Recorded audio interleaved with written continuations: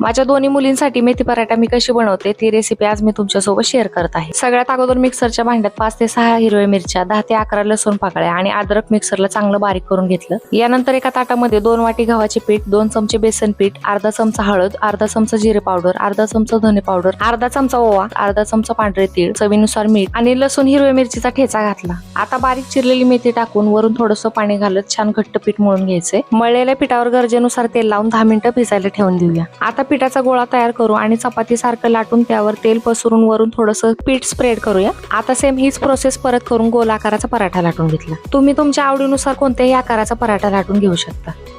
आता गरम तव्यात तेल स्प्रेड करून पराठा टाकला आणि दोन्ही बाजूनी मस्त तेल लावून भाजून घेतला। हा तयार झालाय आपला गरमागरम मेथी पराठा। तुम्ही दही किंवा सॉस सोबत पण खाऊ शकता।